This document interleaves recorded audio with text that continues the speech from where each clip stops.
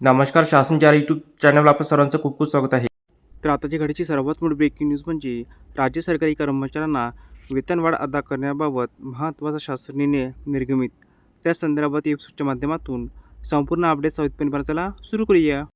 पदोन्नती दिल्यानंतर वेतनवाढ अदा करण्यासंदर्भात ग्रामविकास विभागामार्फत अतिशय महत्त्वपूर्ण शासन निर्णय निर्गमित करण्यात आलेला आहे. सदर शासन निर्णयानुसार महाराष्ट्र नागरिक सेवा नियम 1981 मधील नियम 11 नुसार पुढील प्रमाणे तरतूद करण्यात आलेली आहे.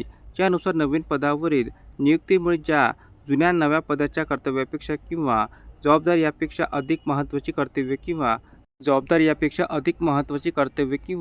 जबाबदाऱ्या येत असतील आणि वर्ग 2च्या गट ब पदापेक्षा वरच्या दर्जाची नसलेली पद तो धारण करीत असेल तर त्यांच्या वरच्या पदाच्या समान श्रेणीतील प्रारंभिक वेतन हे खालच्या पदाच्या ज्या टप्प्याला त्याचे वेतन असेल त्या टप्प्याला एक वेतन वाढ मिळाल्यानंतर, तसेच वेतनमानातील कमाल वेतन येणाऱ्या शासकीय कर्मचाऱ्याच्या बाबतीत मागील वेतनवाढी इतकी रक्कम मिळाल्यावर जे मानव वेतन येईल त्यांच्या पुढील टप्प्यावर निश्चित करण्यात येईल असे स्पष्ट करण्यात आले आहे.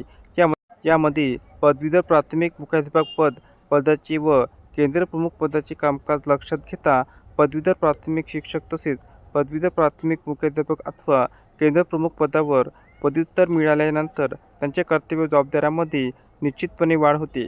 त्यामुळे पदवीधर प्राथमिक शिक्षकास पदवीधर प्राथमिक मुख्याध्यापक अथवा केंद्र प्रमुख या पदावर पदोन्नती मिळाल्याच्या नंतर पदोन्नती स्वीकारल्यानंतरचे वेतन निश्चित करताना महाराष्ट्र नागरिक सेवा नियम 1981 मधील नियम 11(1) तरतुदीनुसार एक वेतन वाढ देऊन त्याची वेतन निश्चिती करण्याचे निर्देश देण्यात आले आहे. धन्यवाद.